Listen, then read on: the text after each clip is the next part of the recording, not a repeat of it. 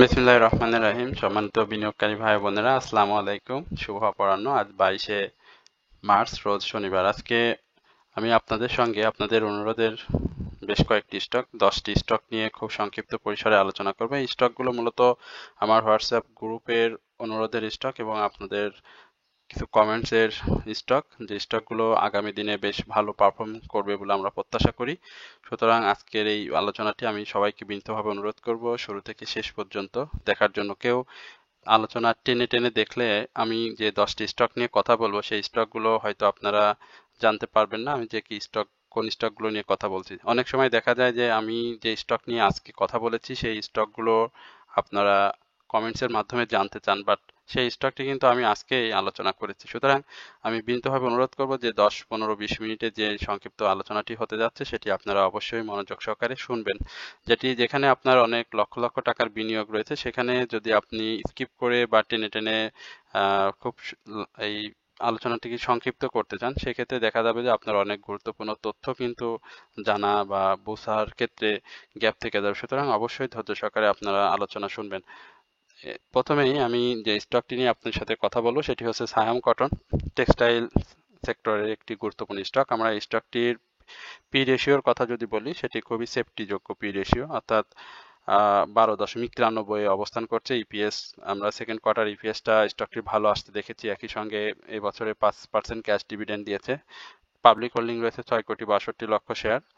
আর ন্যাব যথেষ্ট, net asset value যেটি সেটিও ভালো। ইয়ারলি 52 সপ্তাহে যে হাইটি ছিল সেটি 20 টাকা 80 পয়সা। স্টকটি ডিসেম্বরে আমরা দেখেছিলাম যে ডাউন ট্রেন্ডে আসে, 12 টাকা 90 পয়সা এই লেভেলে এসে শেয়ারটি কিন্তু টানা মুভমেন্টে যায়, এবং যারা ওইখানে অর্থাৎ 12 টাকা 90 পয়সা আশেপাশে বাই করেছিলেন তারা কিন্তু একটা ভালো প্রফিট টেকিং জোনে গিয়ে শেয়ারটি থেকে প্রফিট টেক করে। বর্তমান শেয়ারটি প্রফিট টেকিং জোনে যাওয়ার একটি চেষ্টা করছে। আপনারা দেখেছেন শেয়ারটি 14 টাকা 50 পয়সা এই লেভেলে এসেছিল এবং সেখান থেকে শেয়ারটি কিন্তু একটা মুভমেন্টে যাওয়ার চেষ্টা করছে। গত দিনে যে ভলিউমটা ছিল সেখানে আমরা অনেক ভালো বাই প্রেসার দেখেছি, বা এখানে আমরা শেয়ারটি যে বাধাটি দেখতে পাচ্ছি যে 15 টাকা 50 পয়সা বা 60 পয়সার উপরে যদি শেয়ারটি ক্লোজ দেয় তাহলে আমরা শেয়ারটি 17 টাকা এই লেভেলে খুব সহজেই দেখতে পাবো। সুতরাং যাদের কাছে রয়েছে আমি বলবো শেয়ারটিতে আপনারা হোল্ড করতে পারেন। শেয়ারটির ভলিউম যদি গ্র্যাজুয়ালি বৃদ্ধি পায় তাহলে শেয়ারটি 17 টাকা অবশ্যই টাচ করবে, এবং সেটিকে যদি সাকসেসফুলি ব্রেকআউট করে তাহলে কিন্তু আবারও তার যে রিসেন্ট হাই রয়েছে 20 টাকা, এই 20 টাকা 80 পয়সায় আমরা শেয়ারটিকে দেখব। আর এই মুহূর্তে শেয়ারটির আরএসআই 52.35-এ অবস্থান করছে। আরএসআইটা ঊর্ধ্বমুখী, অর্থাৎ আরএসআই বাড়ার অনেক জায়গা রয়েছে। আর হিস্টোগ্রামের বার, এমএসিডি, মুভিং অ্যাভারেজ সবকিছু মিলিয়ে আমরা এখন শেয়ারটিতে সেল সিগন্যাল দেখছি। সুতরাং আমি বলবো যে আপনাদেরকে একটু অপেক্ষা করতে, মার্কেট অবশ্যই ভালো হবে এবং এই ভালোটা আমরা অবশ্যই একটা পজিটিভ ইম্প্যাক্ট এই সায়াম কটনের দেখতে পাবো। তো এই হচ্ছে মূলত সায়াম কটনের সংক্ষিপ্ত পরিসরের আলোচনা। এরপরে মন্নু সিরামিক, এই সেক্টরের সিরামিক সেক্টরের এই স্টকটি নিয়ে আপনারা জানতে চাইছেন। আমরা মন্নু সিরামিকের যে লোটি ছিল সেটি যদি আপনাদেরকে একটু বলি, যে এই স্টকটি ইয়ারলি যে লো সেটি 58 টাকা এই লেভেলে ছিল, এবং সেখান থেকে স্টকটি আপ ট্রেন্ডে গিয়ে হাই তৈরি করে 93 টাকা 20 পয়সা। এই মুহূর্তে শেয়ারটির আরএসআই, এমএসিডি, মুভিং অ্যাভারেজ সবকিছু মিলিয়ে শেয়ারটিতে সেল সিগন্যাল রয়েছে, সেটি বলার অপেক্ষা রাখে না, যেহেতু আপনারা অনেকেই অনেকদিন ধরে বাজারের সাথে আছেন, এই বিষয়গুলো জানেন। শেয়ারটির ভলিউমটা কিন্তু গত দিনের অনেক কম হয়েছে। যে ধরনের ভলিউম করা দরকার সেই ধরনের ভলিউম কিন্তু আমরা মন্নু সিরামিকে দেখিনি। মন্নু সিরামিকের এই পাবলিক হোল্ডিং এর শেয়ার রয়েছে 1,81,00,000। সেখানে যে এভারেজ ভলিউম করে মন্নু সিরামিক, সেখানে বর্তমান সময়ে মন্নু সিরামিকের সেই ভলিউমটা নেই। গত দিনে যে 71,000 ভলিউম করেছে এটি একেবারেই কম। পরপর দুদিন আমরা যে ধরনের ক্যান্ডেল করে তার প্রাইস অ্যাকশনটা দেখেছি, সেখানে শেয়ারটির ভলিউমটা অনেক জরুরি ছিল। তো এখন এই মুহূর্তে আমি বলবো যাদের কাছে মন্নু সিরামিক রয়েছে তারা তো রিসেন্ট যে মার্চের যে আহ, শেষ নাগাদ বা ফেব্রুয়ারির শেষের দিকে আপনারা কিন্তু একটা প্রফিট টেকিং জোনে ছিলেন, যখন 84 টাকা 70 পয়সা এই লেভেলে শেয়ারটি ছিল।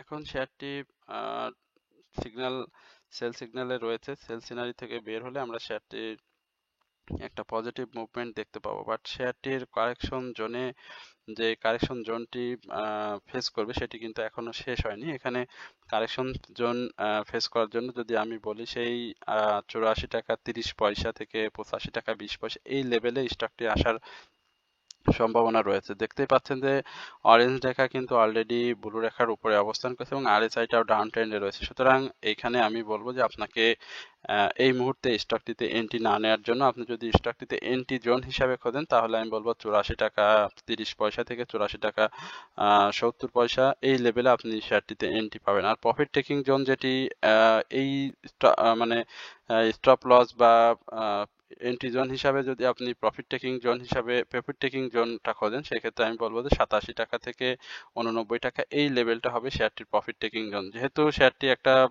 সাপোর্টকে রেসপেক্ট করার জন্য ডাউন ট্রেন্ডে এসেছে, তো এই ডাউন ট্রেন্ডটা যদি সে রেসপেক্ট করে তাহলে শেয়ারটি আবারও আমরা একটা মুভমেন্ট দেখতে পাবো এবং একই সঙ্গে সেক্টরাইজ যে মুভমেন্ট রয়েছে শ্রমিক সেক্টরের আমরা দেখতে পাচ্ছি ছোট ছোট দুই একটি স্টকের, তো সেই মুভমেন্টের সঙ্গে অবশ্যই বন্ধু শ্রমিক পারফর্ম করবে। সুতরাং যাদের রয়েছে তারা শেয়ারটিতে হোল্ড করতে পারেন। শেয়ারটি এই বছরে সাধারণ বিনিয়োগকারীদের ক্যাশ ডিভিডেন্ড হিস্ট্রি খুবই কম দিয়েছে, মাত্র 1% ক্যাশ ডিভিডেন্ড দিয়েছে, বাট শেয়ারটির যে ইপিএস সেকেন্ড কোয়ার্টার ইপিএস সেটি কিন্তু ভালো হচ্ছে। সুতরাং প্রত্যাশা করি আগামী দিনে শেয়ারটি তার যে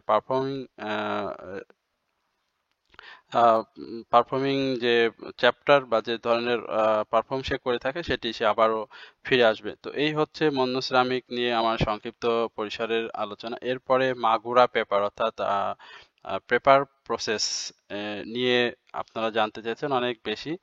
মাগুরা পেপারের বিষয়ে যেটি বলবো যে স্টকটি আসলে তার নাম চেঞ্জ করছে। অনেকেই পেপার প্রসেস দিয়ে এখনো সার্চ করেন বা ই করেন, অনেকেই জানতে চান যে আসলে লেনদেন কেন হচ্ছে না। যাই হোক সেদিকে যাব না।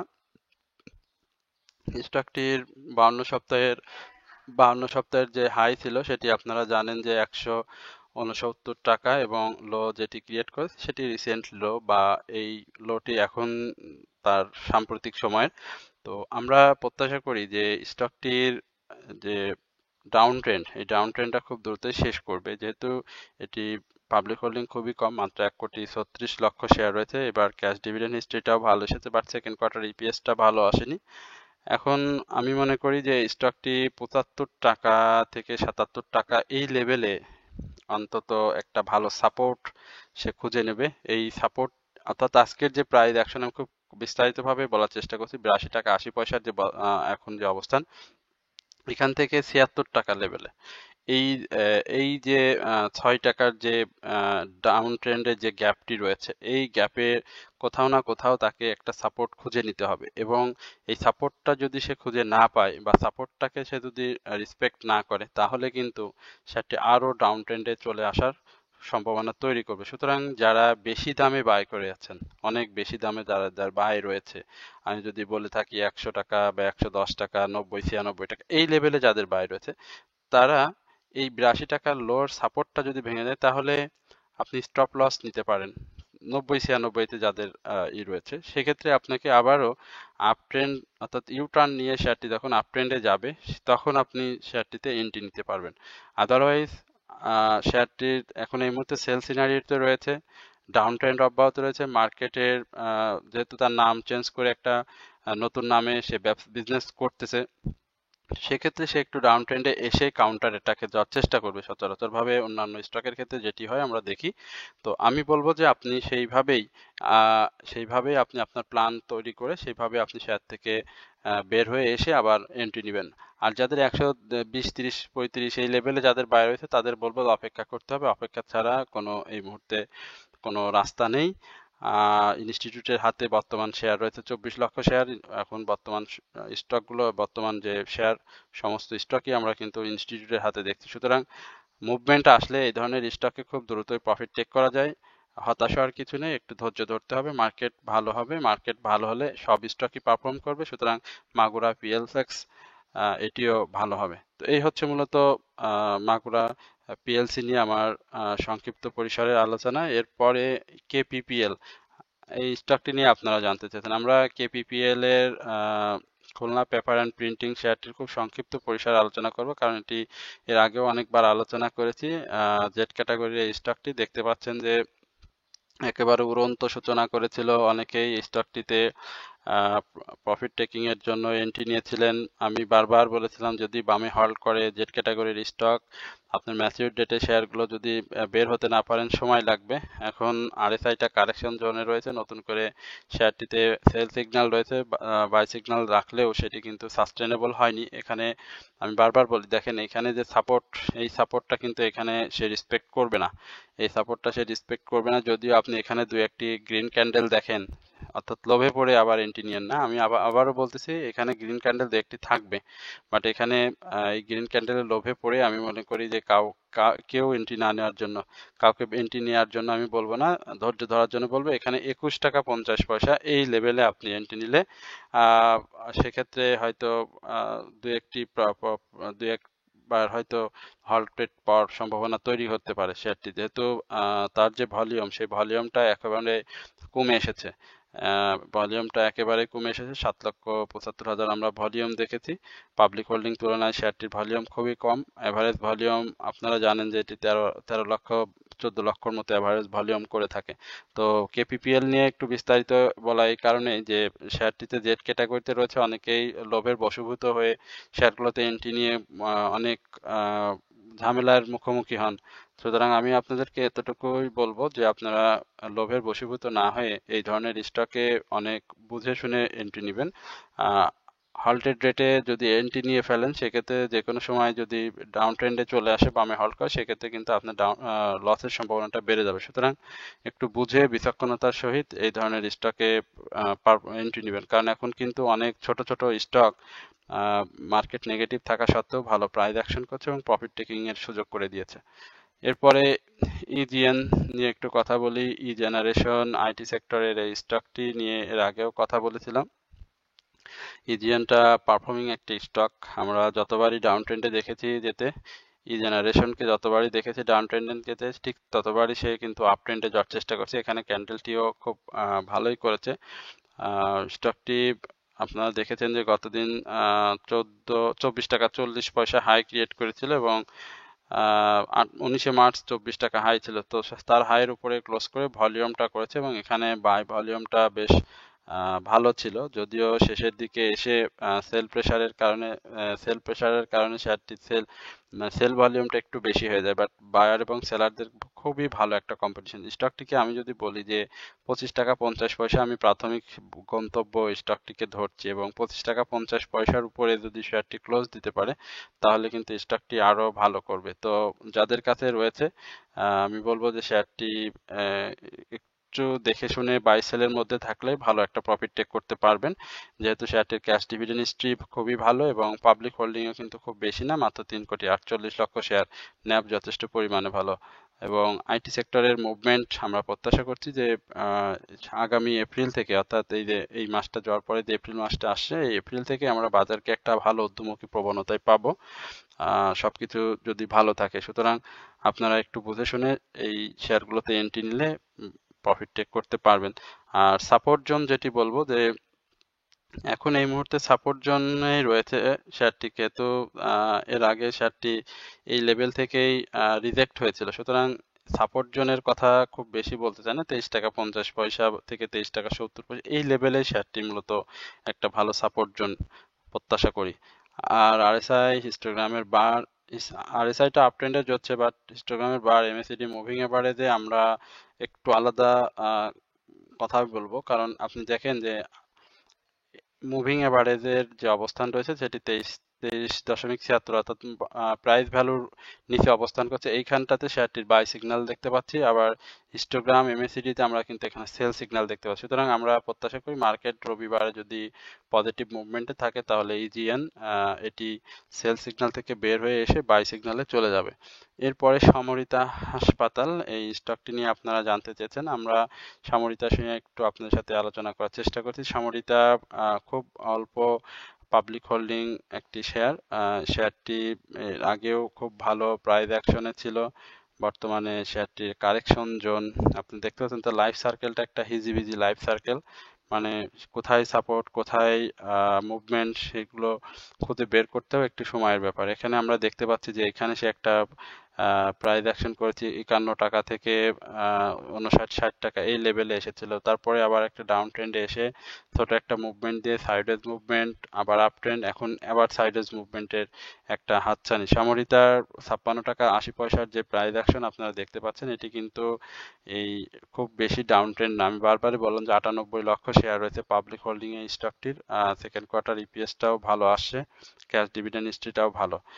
এখন যদি স্টকটি সিগন্যাল চেঞ্জ করে, অর্থাৎ বাই সিগন্যালে প্রবেশ করে, আজকে যে ক্যান্ডেলটি দেখছেন এই ক্যান্ডেলটি কিন্তু ভালো আসেনি, উপরে শ্যাডোটি অনেক বড়, অর্থাৎ গত দিনের যে হাই ছিল 57 টাকা 70 পয়সা, তার উপরে কিন্তু সে ক্লোজ দিতে পারেনি। স্বাভাবিকভাবে যে সাইডওয়েজ মুভমেন্টের কথা বলছিলাম, যে এখানে সাইডওয়েজ মুভমেন্টটা আবারও প্রত্যাশা করি, সেক্ষেত্রে শেয়ারটি 57 টাকা থেকে 58 টাকা এই লেভেলে একটা মুভমেন্ট নিয়ে লাইফ সার্কেলটা পার করবে।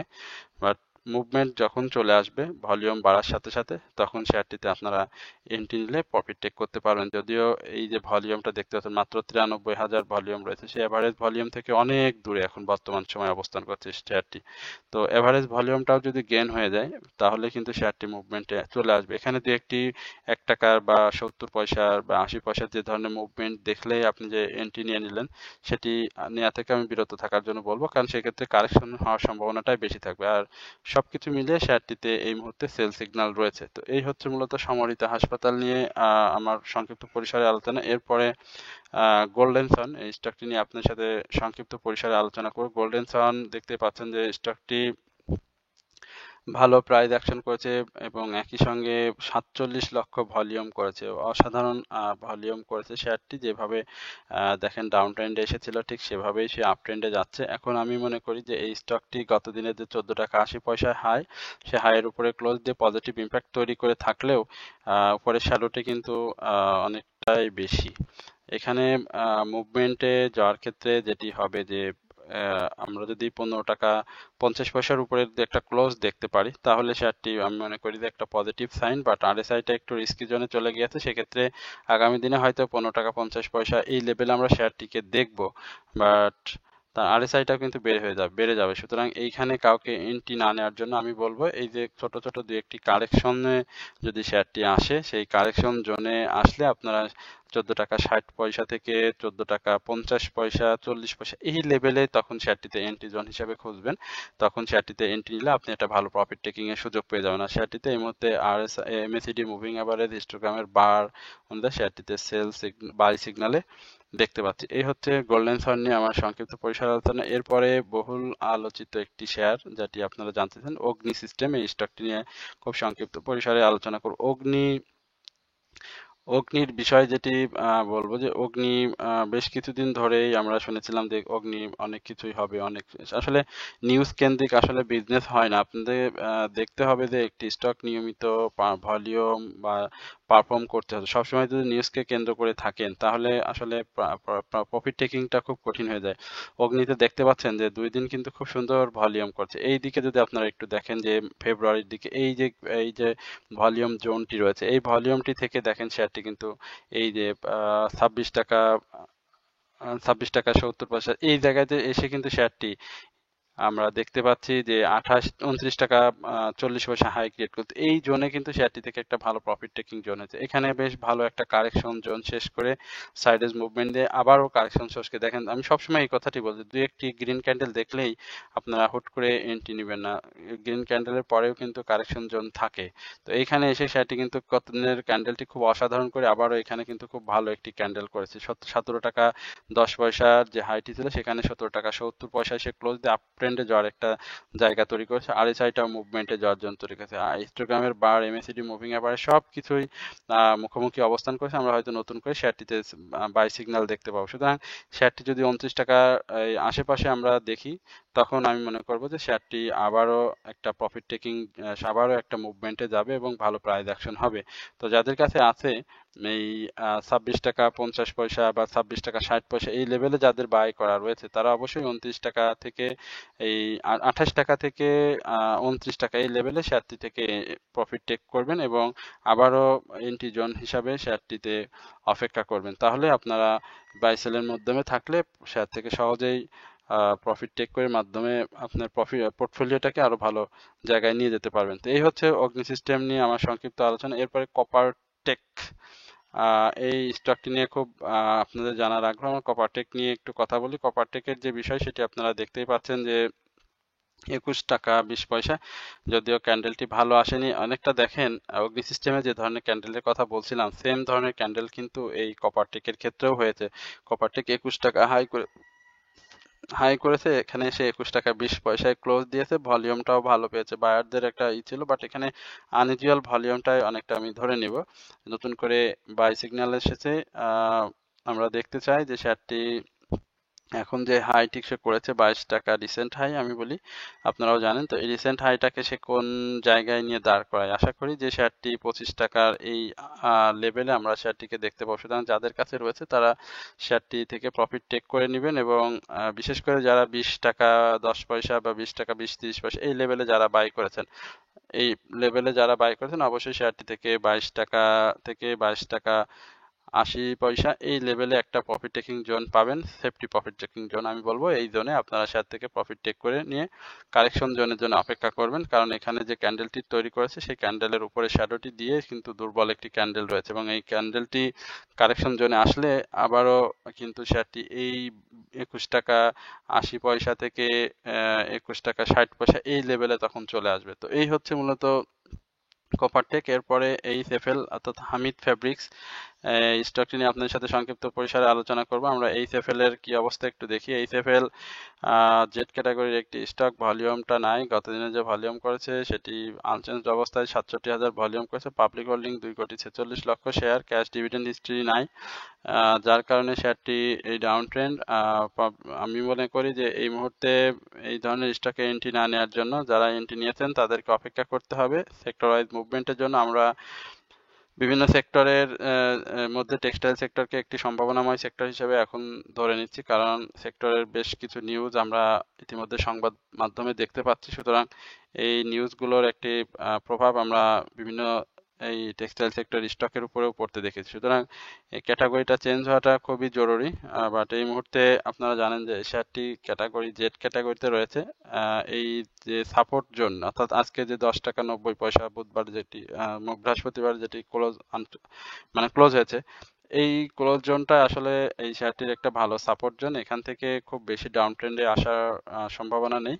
আমি বলবো যে 10 টাকা 70 পয়সা থেকে 10 টাকা 50 পয়সা সর্বোচ্চ এই লেভেল পর্যন্ত হয়তো আমরা শেয়ারটিকে কারেকশন জোনে দেখবো, এবং এই কারেকশন জোনে আসলে শেয়ারটি 20-40 পয়সার একটা মুভমেন্ট দেবে। বাট তার বাধা যেটি রয়েছে, আমি বলি 12 টাকার উপরে একটি ক্লোজ এই শেয়ারটি প্রত্যাশা করি। যদি সেটা দিতে পারে তাহলে এই শেয়ারটি আবারও 14 টাকা 30 পয়সার যে রিসেন্ট হাই রয়েছে সেখানে আমরা শেয়ারটিকে দেখব। তো এই হচ্ছে আজকে আপনাদের অনুরোধের 10টি স্টক নিয়ে আমার সংক্ষিপ্ত পরিসরের আলোচনা। আশা করি আপনারা সকলেই ধৈর্য সহকারে আজকের আলোচনাটি শুনেছেন। তো আশা করি সকলেই ভালো থাকবেন, সুস্থ থাকবেন, এই প্রত্যাশায় আজকের আলোচনা এখানে শেষ করছি। আসসালামু আলাইকুম ওয়া রাহমাতুল্লাহি ওয়া বারাকাতুহু।